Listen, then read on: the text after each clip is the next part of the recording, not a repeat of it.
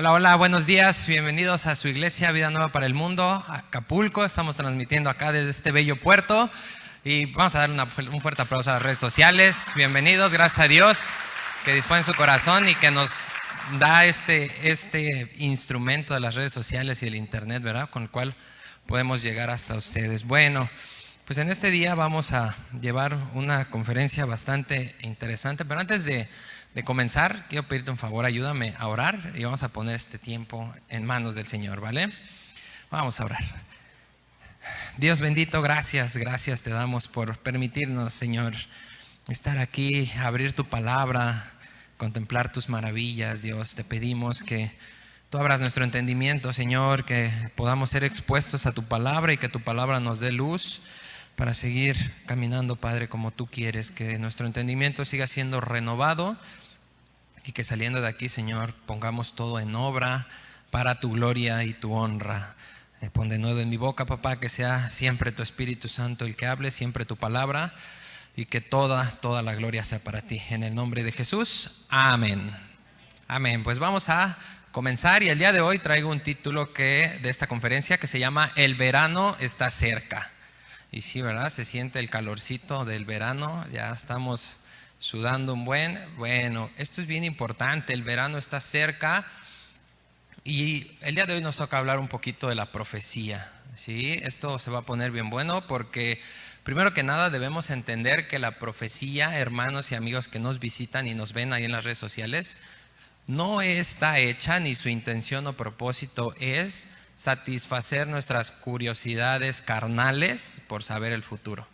Porque todos tenemos esa curiosidad, ¿verdad? De saber qué va a pasar. Está en todos nosotros. Pero la profecía no está para satisfacer nuestra carne en esa área. La profecía, el propósito de Dios para todo lo que nos dejó escritos en este precioso libro, es para que el día de hoy tú y yo podamos vivir de la forma correcta con todas las cosas que están por venir. Para que tú estés en el presente, para que tu corazón no se turbe, dice la palabra de Dios, para que tú puedas estar tranquilo sabiendo que lo que viene ya está escrito y que lo que viene está en la mano de papá y que tú también estás ahí en esa mano y que puedes estar tranquilo y puedes aprender a vivir. Dios te va a ayudar a vivir el día a día a través de su palabra. Y pues algo que ya es bastante bien sabido es que pues Israel es nuestro indicador, ¿verdad? De todo lo que está pasando. Es el termómetro de Dios, así es, el reloj profético también le llaman, pero en esta ocasión lo vamos a tomar como el termómetro. Y por eso es que el verano está cerca, porque está subiendo la temperatura cada vez más, ¿vale? Y pues vamos primero a aclarar algo. ¿Por qué escogió Israel? ¿Por qué Dios escogió a Israel? Muchos han hecho esa pregunta, ¿verdad? Y muchos han respondido, pues por su soberanía, ¿verdad que sí? Pues porque es Dios y Él lo quiso. Pero tenemos la respuesta en la Biblia. Acompáñame a Deuteronomio capítulo 7. Y vamos a leer los versículos del 6 al 8. Y aquí vamos a ver a la luz de la palabra de Dios por qué es que Israel fue escogido. Dice el versículo 6: porque tú eres pueblo santo para Jehová tu Dios. Jehová tu Dios te ha escogido para hacerle un pueblo especial, más que todos los pueblos que están sobre la tierra. No por ser ustedes más que todos los pueblos, los ha querido Jehová y los ha escogido, pues ustedes eran el más insignificante de todos los pueblos.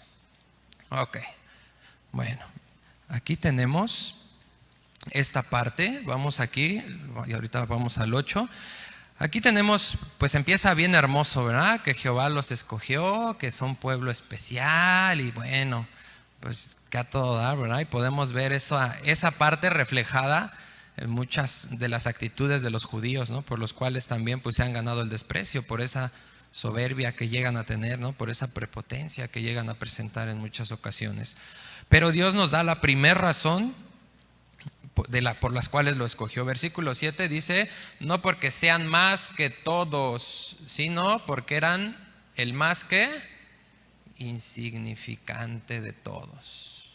Número uno, era el más insignificante de todos.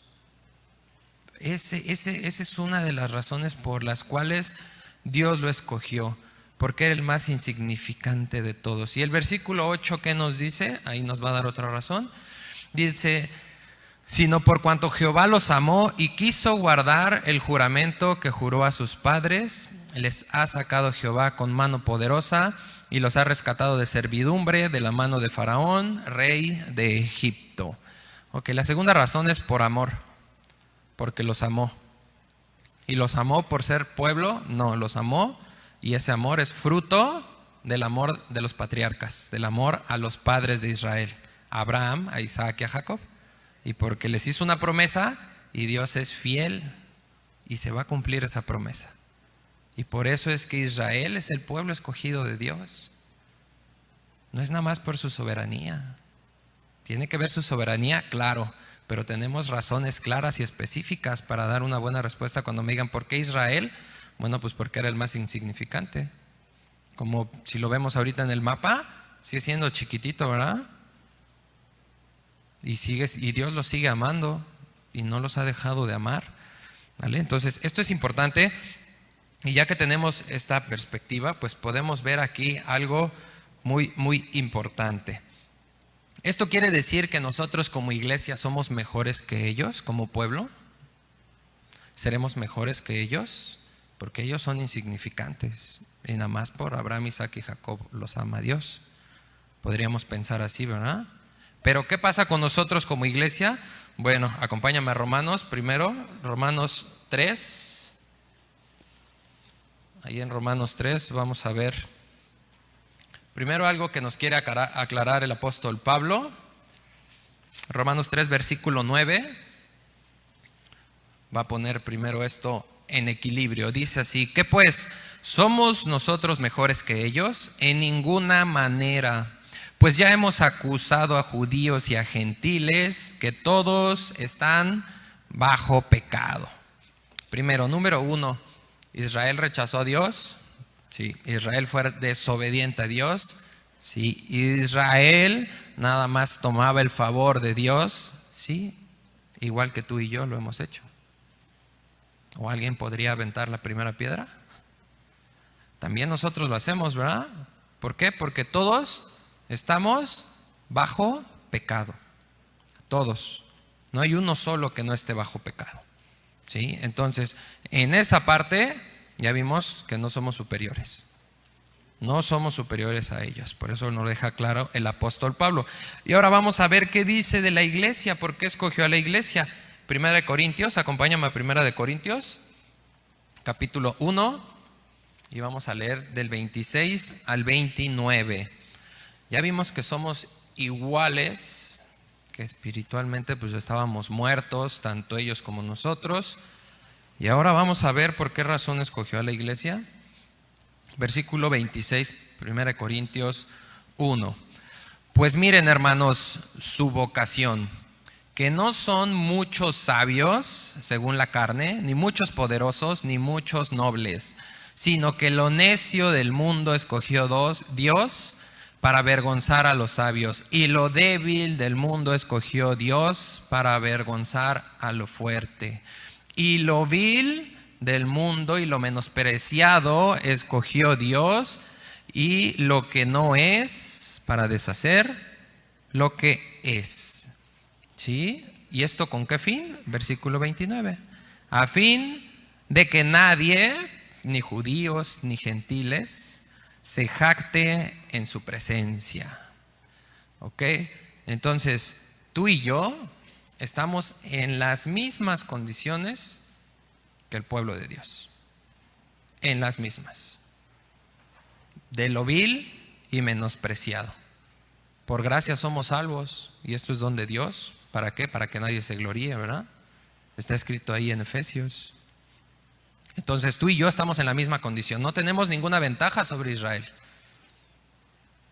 De hecho, aprovecha más la circuncisión, dice Pablo. Por ellos nosotros alcanzamos salvación. ¿Vale? Ya que tenemos claro esto, Bueno, la iglesia, ¿por qué fue integrada al plan de Dios? Por precisamente este rechazo de los judíos hacia el Mesías.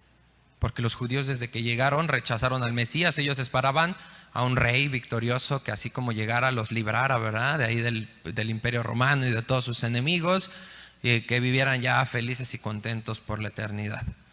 Pero no. Llegó Jesús a sufrir, llegó a morir, y ellos no entendieron que era necesario primero la muerte para después ser coronado en gloria y en el cielo. Ellos lo querían al revés, como tú y yo muchas veces queremos las cosas.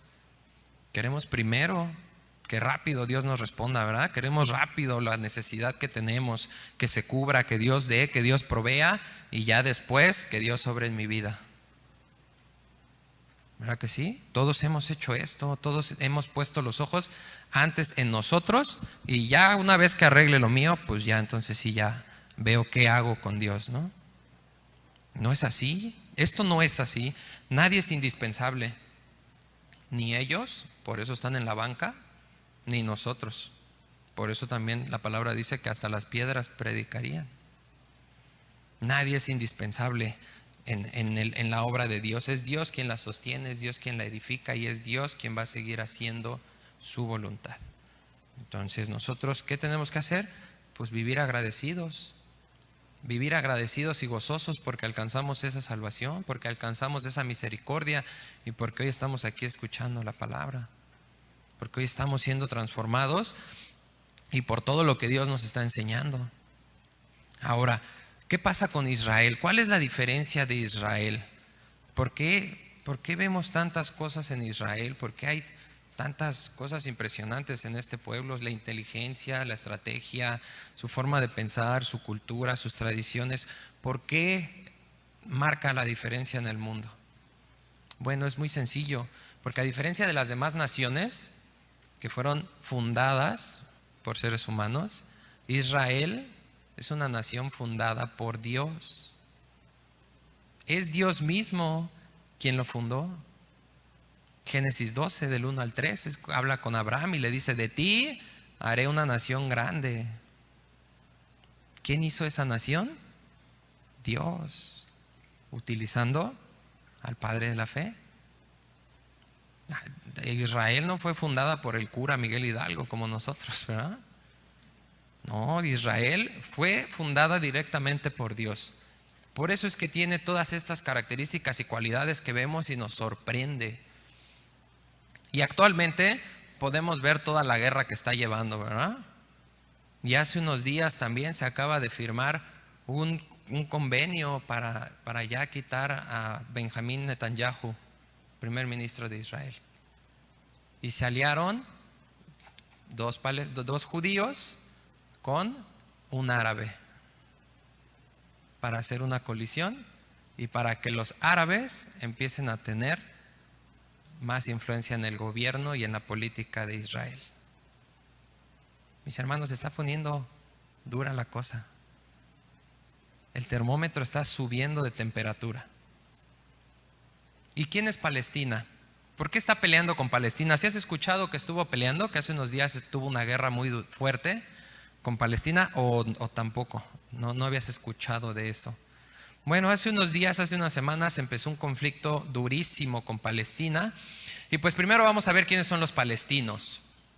¿Quiénes son los palestinos? Hace 2 años, ahí en el 2019, National Geographic publicó que ya habían encontrado el misterio que les podía ayudar a saber de dónde eran los filisteos, ¿sí? ¿Y por qué los filisteos? Bueno, acompáñame a Génesis 10.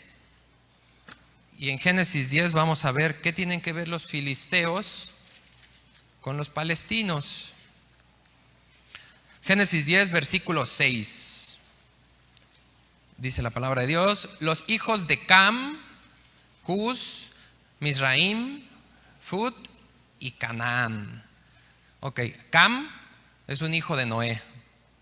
Y recuerdan que toda la tierra después del diluvio fue poblada por sus 3 hijos, ¿verdad? Sem, Cam y Jafet. Y Cam, toda la descendencia de Cam recibió una maldición porque Cam encontró a su papá en una embriaguez, lo deshonró, La Biblia dice que conoció su desnudez, no se especifica exactamente qué fue lo que le hizo, pero lo que sí es claro es que lo deshonró, pecó contra su padre. Y su padre, cuando pasa la embriaguez, sabe de esto y maldice a toda su descendencia. ¿Sí? Entonces, esta maldición pasa a todos estos hijos que acabamos de leer: a Cus, a Misraim, a Fut y a Canaán. Y si vemos nosotros en el versículo 13, ahí adelantito, adelántate al 13, sigue diciendo aquí en Génesis: Misraim engendró a Ludim, a Anamim, a Leabim, a Naftujim, a Patrusim, a Casluhim, de donde salieron los filisteos, y a Caphtorim. Ok. ¿Qué tienen que ver los filisteos? Bueno, la palabra filisteo en el hebreo es la palabra pelishti. Sí, pelishti. Palestina en griego es la palabra palaistine. Perdón, la palabra palaistine. Palestina, mis hermanos y amigos que nos visitan, son los filisteos. Ese pueblo antiguo de hace miles de años que siempre ha luchado contra Israel y contra Dios. Esa es Palestina. Esa es Palestina, descendientes de Misraim. ¿Sí? También se les llama caftoreos o ceneteos. En la Biblia también a los filisteos los puedes encontrar con estos dos sinónimos. Y Palestina, ¿qué significa? Significa tierra de los filisteos. Eso es lo que significa. Ahora podemos empezar a ver por qué Israel y Palestina han peleado tanto, ¿verdad?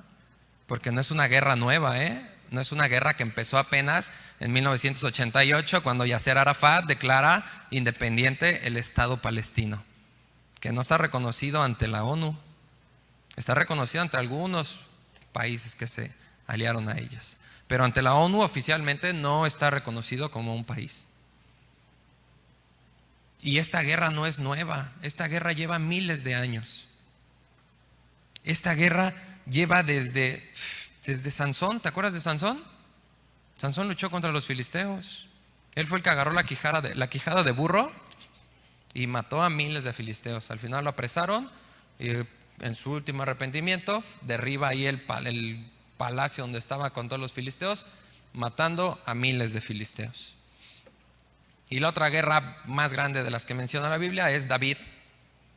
¿Te acuerdas a quién venció David? A un filisteo, ¿verdad? A un paladín gigante, se llamaba Goliat. Y Goliat estaba ahí enfrente de Saúl y del ejército de Israel, maldiciendo al pueblo y a Jehová. Maldiciendo y pidiendo uno que venga aquí conmigo. Y Dios le mandó uno chiquitito, con una honda y con una vara. ¿Y agarró cuántas piedras? 5. ¿Sabes qué significa el 5? La gracia. El número 5, hermanos y amigos que nos visitan, representa la gracia de Dios. ¿Con qué fue a luchar David? Con la gracia de Dios. Por eso dijo, ¿qué le dijo a Goliat? Tú vienes contra mí con espada, con lanza y con jabalina, y yo voy contra ti en el nombre de Jehová de los ejércitos, y por su gracia tu mano, tu cabeza la va a poner en mi mano. Y los filisteos han peleado desde hace mucho tiempo contra Israel, y ha sido siempre el mismo resultado. El mismo resultado siempre han tenido. ¿Y qué pasó? Bueno, año 70 después de Cristo, llega el general Tito y destruye Jerusalén, ¿verdad? Saca a todos los israelitas a la diáspora, al exilio, se salen todos y ¿qué crees? Los filisteos ahí se quedaron. Roma no tenía ningún problema con los filisteos. Los filisteos se mantuvieron ahí. Y entonces, al ser sacado Israel de su tierra, pues empezaron a tomar ellos la tierra. Y por eso es que dicen que ellos llegaron primero. Pero ya es más fácil olvidar, ¿no? Que ellos pues tomaron algo que no les pertenecía. Y por eso es que está esta lucha, y por eso es que en la actualidad Jerusalén está dividida en dos: Jerusalén del occidente y Jerusalén del oriente. En el occidente están todos los judíos, y en el oriente tenemos a todos los palestinos. Y ahí están divididos, y Palestina dice que Jerusalén es de ellos, que a ellos les pertenece, que a ellos les fue dada por Alá. Cuando está escrito en la Biblia. Benjamín Netanyahu, primer ministro de Israel, en una ocasión les dijo: Israel es nuestro, y aquí está la escritura del pueblo. Es de Israel, le pertenece a Israel. Pero ¿qué pasa con todo este conflicto? ¿Por qué empezó este conflicto en estos últimos días, hermanos? Bueno, porque Israel, el presidente Benjamín Netanyahu, propuso una ley que se aprobó en donde los judíos del lado oriental, si reconocían alguna casa o algún territorio que había pertenecido a sus antepasados, por esta ley podían exigir que ese territorio o esa casa les fuera regresada. Y entonces algunos judíos lo hicieron y tomaron casas que decían que les pertenecían a sus antepasados, a sus patriarcas, a los padres de ellos. Y ahí empezó el conflicto. Ahí se despertó el conflicto. Palestina empezó a enojarse. Después de esto, celebraba Palestina el Ramadán. El Ramadán es el mes más sagrado de los palestinos, en donde se supone que el primer libro de su libro sagrado, el Corán, le fue dictado directamente por Alá a Mahoma, y entonces ahí empieza el año nuevo de los palestinos. Y bueno, es toda una celebración santísima para ellos. Y entonces en este evento se juntan jóvenes palestinos, chavos, se juntan y se acumulan ahí en la mezquita de la Roca. Y en esta ocasión, como acababa de pasar lo de las casas que habían sido solicitadas por los judíos, Israel decide cerrar la mezquita para que no hubiera ninguna revuelta contra este tipo de acciones que habían tomado los judíos. No querían ninguna manifestación, querían que estuviera tranquilo todo. ¿Por qué pueden hacer esto? Porque cuando fue la guerra de los 6 días, 1966, Israel empieza a avanzar, empieza a tomar y toma el control de Palestina. Toma el control de Jerusalén del Oriente. E Israel políticamente toma la decisión sobre todos los lados, Occidente y Oriente. Y los palestinos están ahí amarrados a la ley de Israel.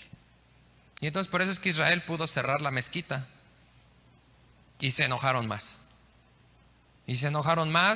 Y quien gobierna esta parte de la franja de Gaza, que es donde hay más palestinos refugiados, pues es un grupo que se llama Hamas, con H. Es un grupo el cual pues es extremista, es considerado un grupo terrorista. Y se enojaron, ¿por qué? Pues porque ellos tienen el gobierno de la franja de Gaza desde el 2017. Y se enojaron, se molestaron, y entonces ¿qué hicieron? Empezaron a disparar cohetes. Empezaron a aventar misiles. Empezaron a disparar hacia Israel. Viene este ataque. ¿Qué sucede con Israel? Bueno, hasta hace unos días que paró el fuego, Palestina, hermanos y amigos que los visitan, les había comentado en la conferencia pasada, aventó más de 3.500 misiles. 3.500 misiles de estos amigos de Hamas. Y de esos 3.500, como el 5% entraron a Israel. En Israel existe algo que se llama el domo de hierro. ¿Has escuchado hablar de esto? También le dicen la cúpula de hierro. Es un sistema antiaéreo en el cual existe un radar, el cual detecta cuando sale un proyectil. Después pasa a una inteligencia artificial, la cual empieza a hacer los cálculos para interceptar ese misil, si es que va a caer en una zona de riesgo. Si ese misil va para una zona que no le va a afectar, lo deja la inteligencia. Calcula en dónde va a ser el impacto para que el lanzador de misiles aviente el misil y no choca contra el misil. Explota antes para que la onda de explosión atrape en más radio y pueda destruir los misiles que apuntan a lugares críticos de Israel. Se llama el domo de hierro. Es un sistema de defensa sobrenatural. Tiene una eficacia de más del 90%, perdón. Atrapa misiles más del 90% de los que mandan. Y si tú te metes ahí a la BBC, por ejemplo, estas canales de noticias que están totalmente corrompidos, ahí puedes encontrar que atacan también a ese sistema. Y dicen, pero este sistema no es infalible. Cualquier país con más poder les va a derrumbar este sistema. Ahora, ¿quieres ver cómo funciona este sistema? ¿Y quieres ver por qué es tan efectivo este sistema? Acompáñame a Daniel, el libro de Daniel, al versículo 12.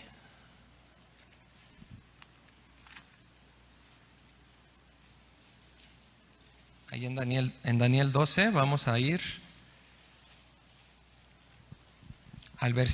Daniel 12, versículo 1. Daniel capítulo 12, versículo 1. Dice la palabra de Dios: en aquel tiempo se levantará Miguel, el gran príncipe que está de parte de los hijos de tu pueblo, y será tiempo de angustia, cual nunca fue desde que hubo gente hasta entonces. Pero en aquel tiempo será liberado tu pueblo, todos los que se hallen escritos en el libro, ahí van a estar a salvo.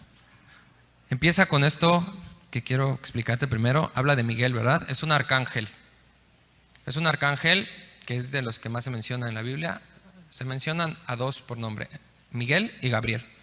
Y aquí dice claramente Daniel 12:1 que hay alguien cuidando el pueblo de Dios, ¿verdad? Y esa persona que está cuidando el pueblo de Dios es un arcángel. Y esos radares y esa inteligencia artificial y esos misiles tienen tanta efectividad no por la tecnología, por aquel que cuida a su pueblo. Y le avienten lo que le avienten, Dios dice que los va a librar. Es el pueblo de Dios, es Dios quien se encarga de cuidarlo. Y aquí esta parte de Daniel nos habla que se va a levantar el príncipe que los cuida, porque es cuando Dios va a regresar a tratar con su pueblo. Pero ahorita Dios todavía no empieza a tratar con su pueblo. Y ahorita el domo de hierro no son los misiles. El domo de hierro es la mano de Dios cuidando de su pueblo. Mis hermanos, 3,500 misiles, 12 judíos muertos. Unos cuantos bombardeos de Israel, más de 350 muertos en Palestina. O sea, como lo veas, es una locura. Es una locura. Oye, te aviento 3,500 y le pego a 12. ¿Y tú con 100 me matas 300? ¿No está fuera de la razón eso? ¿No está totalmente loco lo que está pasando? ¿Por qué pasa esto? Bueno, acompáñame al libro de Amós. Amós está ahí adelantito de Daniel. En el capítulo 9 de Amós, vamos a ver algo bien interesante. En el versículo 14 y el versículo 15. Amós 9, 14 y 15 dice: y traeré del cautiverio a mi pueblo Israel, y edificarán ellos las ciudades asoladas y las habitarán. Plantarán viñas y beberán el vino de ellas, y harán huertos y comerán el fruto de ellos, pues los planté sobre su tierra, y nunca más serán arrancados de su tierra que yo les di, ha dicho Jehová, Dios tuyo. nunca más van a ser arrancados. Nunca más. El versículo 14 es una profecía ya cumplida, le puedes apuntar ahí en tu Biblia. 14 de mayo de 1948, que fue cuando regresó Israel a su tierra y cuando se declaran nuevamente un estado, una nación. ¿Y qué crees? Cuando regresaron a su tierra era seco, estaba árido, estaba increíblemente desolado. Y después de unos años y después de una tecnología increíble que hasta el día de hoy reciben visitas para capacitar en estos sistemas de riego tan avanzados que tienen a base de goteo, tú vas a Israel y es como si entraras a un huerto, a un jardín, y todo alrededor de Israel seco. Puedes ver Cisjordania, puedes ver la Franja de Gaza, puedes ver todo lo que está alrededor de Israel y está seco. ¿Por qué? Porque se cumplió la palabra de Dios. Dice que iban a plantar viñas y beber del vino de esas viñas. Es una profecía cumplida. Y la otra es la que se sigue manteniendo. Nadie los va a arrancar. ¿Y qué dice de Palestina? Adelántate tantito ahí en Sofonías. Está ahí unos libros adelante de Amós. Sofonías capítulo 2. Versículo 4 y 5. Sofonías 2, 4 y 5 dice la palabra de Dios: porque Gaza será desamparada y Ascalón asolada. Saquearán a Asdod y en pleno día, y Ecrón será desarraigada. Ay de los que moran en las costas del mar, del pueblo de los cereteos. La palabra de Jehová es contra ustedes, oh Canaán, tierra de los filisteos. Estas 4 ciudades que vimos son ciudades filisteas. Gaza habla de la franja de Gaza. Ahí cuando dice los que moran en la costa del mar, la franja de Gaza está pegada al mar Mediterráneo. ¿Y qué dice que está Dios con ellos? Está en contra de ellos. Y si tú les dices esto, si tú les explicas esta verdad que está en la Biblia, ¿qué crees? Para ellos es locura, dice la palabra de Dios, ¿verdad? Pero para nosotros es poder de Dios. 1 Corintios 1, 18. Para ellos es locura decir, no, Dios, como un arcángel los va a estar cuidando. No, yo voy a aventar mis mejores misiles y van a entrar. Ahora, acuérdate que una guerra es estratégica, ¿verdad? El pueblo de Israel dice que los misiles, el domo de hierro, captura el 90%. Sus enemigos creen que es menos, pero ellos saben que es más. Si ellos dicen la realidad de sus armas, los otros estarían preparados y no había un factor sorpresa, que es parte importantísima en la guerra. Entonces, esto es muy importante. Dios sigue al cuidado de Israel. Y Dios nos sigue mostrando que las cosas se están poniendo cada vez más y más intensas. Cada vez se están cumpliendo más y más promesas de Dios. Y vemos que por todos lados Dios tiene el control, ¿sí? Esto nos va a llevar a Isaías 54. Acompáñame. Ahí en Isaías 54, fíjate esta hermosa promesa de Dios. Versículo 17.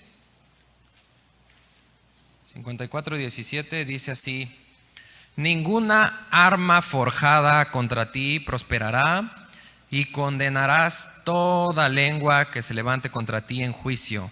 Esta es la herencia de los siervos de Jehová, y su salvación de mí vendrá, dijo Jehová. ¿Ya viste lo que dice ahí? Ninguna arma forjada. Ninguna. Ningún misil nuclear, químico, biológico, lo que le quieran aventar, Dios va a estar al cuidado de Israel. Dios va a permitir que entre lo que tenga que entrar. Pero aquí hay una promesa. Y atrás ya vimos otra. No va a ser arrancado nunca más y nada va a prosperar contra él. ¿Israel está eliminado, como por ahí dicen muchos? ¿Que nosotros somos el nuevo Israel? Claro que no. Israel ahí sigue. Romanos 9, 10 y 11, Pablo se encarga de decirnos que no debemos ignorar este misterio, que Israel se encuentra parcialmente endurecido. Dios va a tratar con ellos, hermanos y amigos que nos visitan. Dios se va a encargar de tratar con ellos. Ahora, la pregunta que nosotros nos tenemos que hacer como iglesia es: ¿habíamos visto que está pasando todo esto? ¿Te habías dado cuenta lo que está pasando? ¿O en qué estamos poniendo los ojos? ¿Dónde está nuestra mirada? ¿Qué es lo que estamos viendo? ¿El Netflix es lo que nos tiene ocupados? ¿En dónde estamos poniendo nuestra atención? ¿Qué se está llevando nuestra atención en esta vida? Jesús nos dejó algo bien claro ahí en Marcos capítulo 13. En Marcos 13, versículos 28 y 29,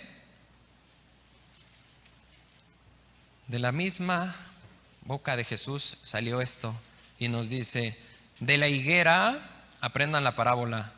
Cuando ya su rama está tierna y brotan las hojas, saben que el verano está cerca.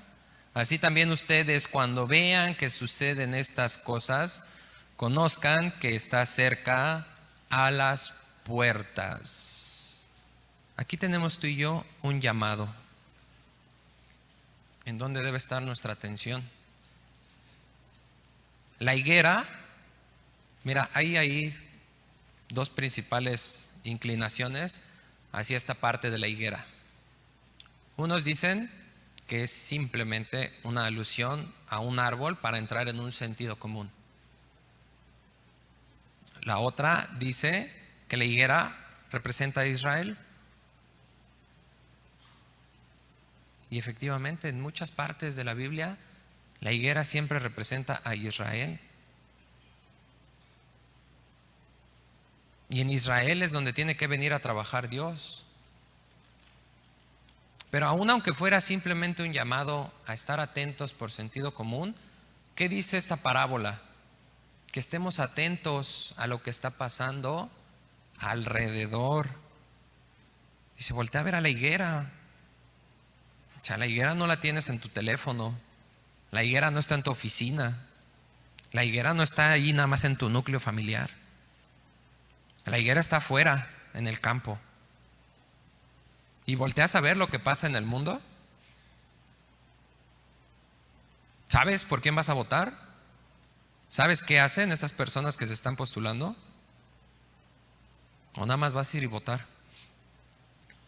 Y vas a llegar y Ave María, dame puntería y órale. ¿Sabemos hacia dónde vamos?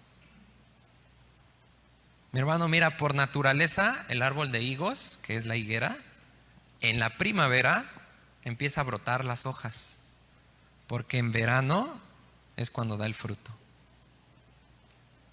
Y cuando da el fruto y vas y lo recoges, a eso se le llama siega, ¿verdad? ¿Y qué es lo que va a venir? La siega. El trigo y la cizaña crecerán juntos, ¿verdad? Y Dios dirá en qué momento es hora de segar. Pero todo ya está puesto para el verano. Desde hace mucho que las hojas de la higuera ya están dando sus brotes. ¿Y lo estamos viendo? ¿Estamos viendo esto que está pasando en la nación de Israel? ¿Sí eres consciente de todo lo que pasa? Delante de nosotros, a nuestros ojos, se están cumpliendo profecías que están escritas en la Biblia. ¿Y tú lo estás viendo? ¿O qué estás esperando? ¿Qué estamos haciendo? ¿Estamos esperando nada más a que ya se activen ahí los estudios presenciales para seguir sentado y que me sigan dando y dando y dando y dando, como la sanguijuela. Tenemos que despertar, hermanos, estamos en los últimos tiempos. Cristo viene y nosotros estamos con la mirada en otro lado. No ponemos atención a lo que Dios nos pide que hagamos. Y la instrucción es aquí: aprende de la higuera, voltea a ver a tu alrededor. Es necesario que estemos atentos a lo que pasa. No nos vamos a afanar, claro que no. Dios no quiere que estés todo el día ahí viendo los noticieros, no, porque eso te va a desviar y te va a meter miedo en la cabeza y vas a acabar mal. Te vas a perder. Pero Dios sí quiere que estés atento a estos eventos importantes que Dios que dejó escritos para que tú y yo podamos vivir el presente con la ayuda de estos escritos del futuro. Y lo necesitamos, debemos estar atentos. Allá más adelante, ahí en el mismo capítulo de Marcos 13, el versículo 32 en adelante, fíjate lo que dice. Pero de aquel día y de la hora nadie sabe, ni aun los ángeles que están en el cielo, ni el Hijo, sino el Padre. Miren, velen y oren, porque no saben cuándo será el tiempo. Es como el hombre que yéndose lejos dejó su casa y dio autoridad a sus siervos, y a cada uno su obra. Al portero mandó que velara. Vela pues, porque no sabes cuándo vendrá el Señor de la casa, si al anochecer o a la medianoche o al canto del gallo o a la mañana, para que cuando venga de repente no los halle durmiendo. Y lo que a ustedes digo, a todos lo digo, velen. ¿Te diste cuenta cuántas veces dice la palabra velen? Acuérdate, cuando la palabra de Dios lo dice es importante. Si lo repite, es muy importante. Pero si está 3 o más veces, mi hermano escrito y amigo que nos visitas, es porque es algo vital para nuestra vida que tú no puedes ignorar. Tienes que estar velando, tienes que estar atento. Y lo primero que nos dice es: miren, volteen a ver a su alrededor qué está pasando. Yo voy a venir por ustedes, sí. Yo no quiero que se afanen, sí. Yo tengo cuidado de ustedes, sí. Pero ustedes tienen que estar velando porque no saben cuándo vengo. Y el siervo se queda sentado ahí esperando a que venga el amo. Pues al fin que pues él me cuida, ¿no? Ahí la casa pues me dejó comida y no, pues sí, aquí yo me voy a esperar a que venga el amo. Tenemos que estar velando, tenemos que estar atentos. La palabra mirar en el griego es la palabra blepo y significa ver para discernir y percibir. O sea, no es nada más mirar, sí, mira, ya le echaron unas bombas, órale. No, tienes que ver, poner atención especial a eso que está pasando. Es necesario que tú y yo estemos atentos y teniendo este discernimiento que solo Dios y su palabra nos van a dar. Solamente, no hay ninguna forma de recibirlo. Es un llamado a estar en guardia, que tenemos que estar alerta viendo qué pasa a nuestro alrededor. Y esta alerta espiritual es en 2 puntos. Número 1, velando. No te puedes dormir, no puedes cruzar los brazos y decir, bueno, pues ahorita no pasa nada, o este día me lo voy a tomar de descanso. El diablo no descansa y tu carne tampoco. No podemos tomarnos el lujo de decir, pues hoy voy a velar y hoy no velo, hoy duermo un ratito. Tenemos que vivir con la conciencia de lo que dice aquí: nadie sabe cuándo va a venir su Señor. Nadie lo sabe. ¿Y eres consciente de eso? ¿Eres consciente cuando te estás comiendo a la secretaria con los ojos? ¿Eres consciente cuando estás ahí agarrando el dinero que no te corresponde? ¿Cuando estás viendo en internet lo que no tienes que ver? ¿Hay esa conciencia en nosotros? Eso es lo que dice Proverbios: el principio de la sabiduría es el temor de Jehová. Y no es porque ahí empieces a tener sabiduría, no, es porque es el primer paso para actuar con sabiduría. Tú no vas a poder actuar con sabiduría si tú te olvidas de Dios. Tú no vas a poder hacer lo que Dios te pide si en tu corazón y en tu mente no pasa que Dios está ahí viéndote haciendo lo que haces. Y si eres hijo, es testigo presencial y lo haces partícipe de tu pecado. Pero no vivimos con esa conciencia, estamos aquí bien a gusto y ay sí Señor, mira, arréglame mi negocito, arréglame aquí este problema de salud. ¿Está mal? No, Dios dice pide. Pero ¿y en qué momento te sientas a pedir? Dios, enséñame qué está pasando. Dios, enséñame cuándo vienes. Dios, gracias por ese sacrificio que hiciste en la cruz. Dios, enséñame si mi oración realmente la estoy haciendo hacia ti o simplemente es un ritual que hago ya en casa. ¿En qué momento viene esa parte de la conciencia hacia Dios y de lo que Él es, no de lo que Él da? Porque deberíamos buscarlo, y en la palabra de Dios y el Evangelio es eso, mostrar quién es Dios, no lo que te va a dar Dios. Pero ese es un problema el cual vivimos, que queremos que el cielo lo vivamos aquí en la tierra, y el cielo no se va a vivir aquí en la tierra. En la tierra, ¿qué dijo Jesús? En el mundo tendrás aflicciones. En el mundo tendremos aflicciones, y más aflicciones va a haber si tú y yo estamos dormidos y no velamos. Y la otra característica de esta alerta es orar. Miren, velen y oren. Lo que estoy viendo, ok, voy a estar alerta y Señor, enséñame. ¿Qué está pasando? ¿Sí tengo que tener mi atención en este evento que está pasando? De tu palabra dice algo, muéstrame por favor, enséñame qué tengo que hacer, en qué tiempo estoy viviendo. Mis hermanos, nos vamos a encontrar ya con Jesús.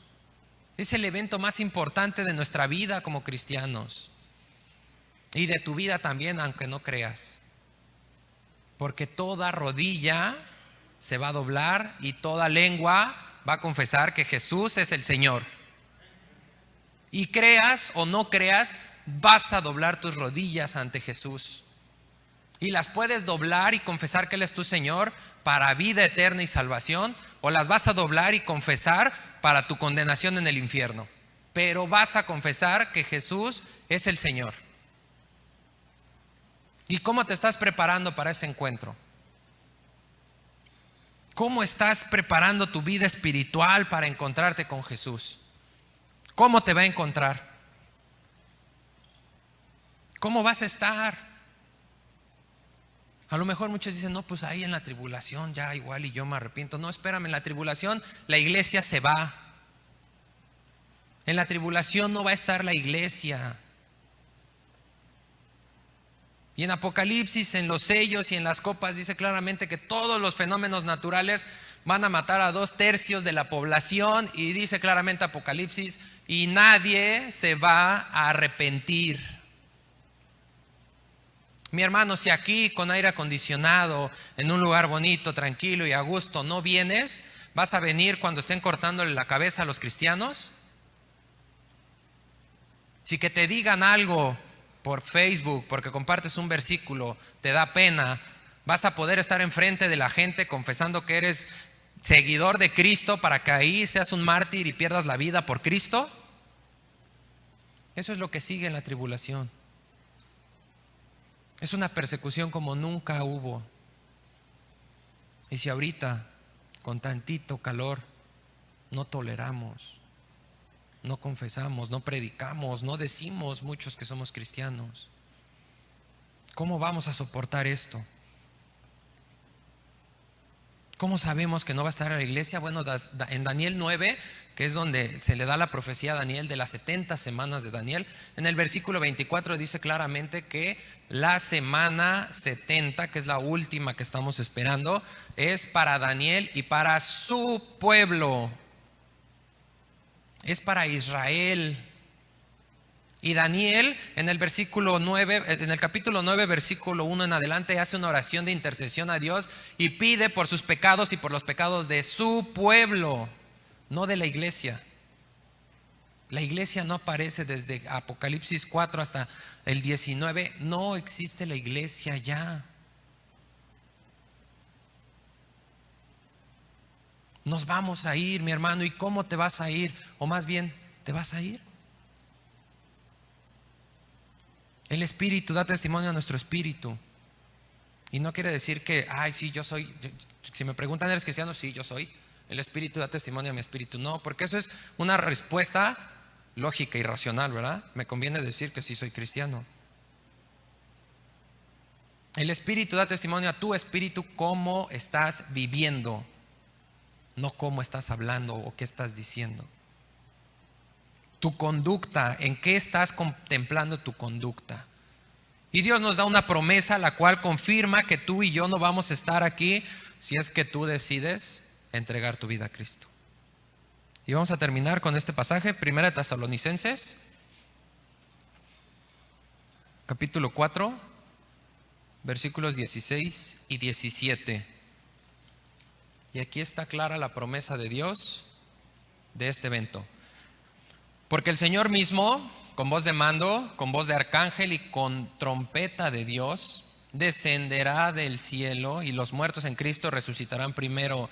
Luego nosotros, la iglesia, los que vivimos, los que hayamos quedado, seremos arrebatados juntamente con ellos en las nubes para recibir al Señor en el aire y estaremos siempre con el Señor. Es una promesa que se está cumpliendo, que ya no tarda en cumplirse. ¿Y estás listo para ese arrebatamiento? Hoy Dios te habla. Oye, ¿para qué estás viviendo? ¿O para quién estás viviendo? Mi hermano, en amor todavía Dios nos sigue hablando. Y amigo que nos visitas, Dios nos sigue hablando para arrepentimiento. Hoy Dios te habla y te dice que ese no es el camino correcto, que Él viene, que las profecías se están cumpliendo y se van a cumplir todas. Esto no es un juego. Y nosotros muchas veces sí jugamos a ser cristianos.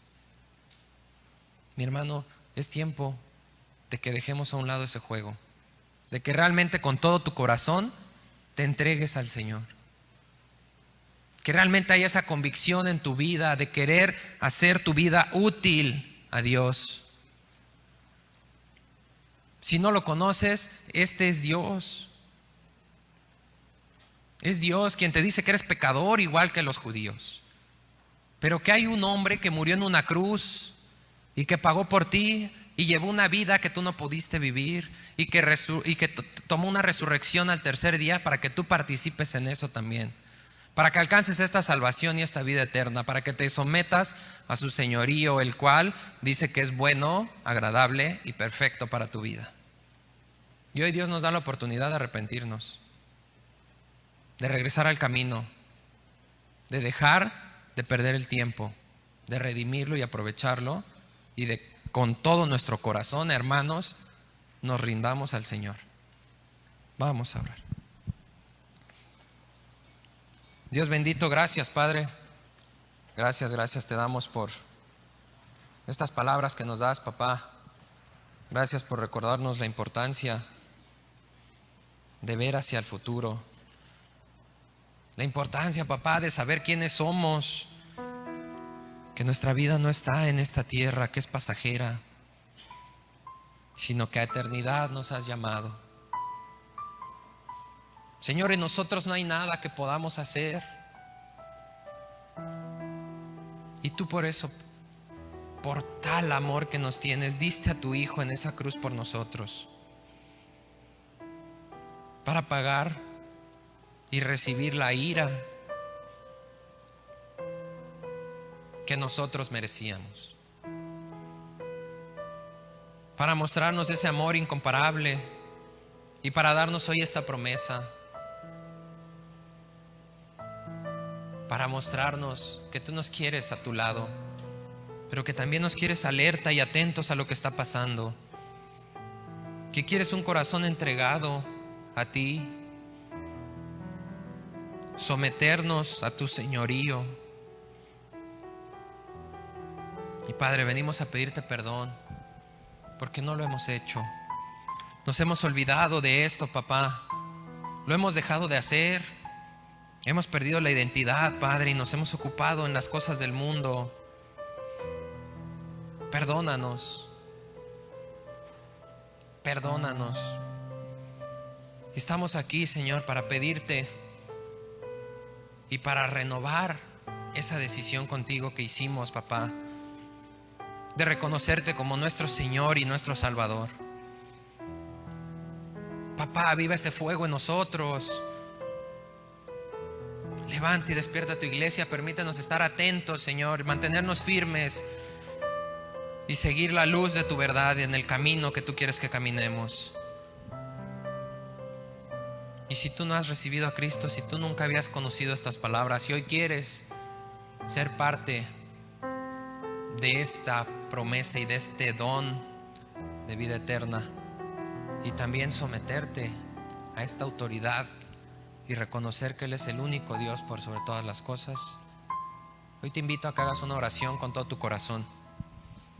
Y que ahí en tu lugar y allá en las redes sociales, si nos estás viendo, que con todo tu corazón hagas esta oración y le digas: Dios, yo vivía de forma equivocada.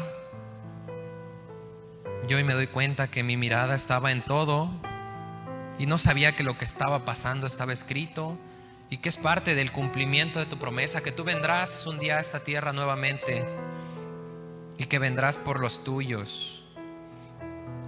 Y yo quiero ser de los tuyos. Yo quiero tomar ese sacrificio que tú hiciste en la cruz. Yo sé que tú moriste, que fuiste sepultado y al tercer día te levantaste y resucitaste de los muertos para darme esta oportunidad de conocer la verdad. Y hoy te pido que me concedas el arrepentimiento, que me puedas escribir también en ese libro de la vida y que cuando tú vengas me pueda encontrar contigo y pueda agradecerte por lo que has hecho en mi vida. Te lo ruego en el nombre de Jesús. Amén. Gracias a Dios.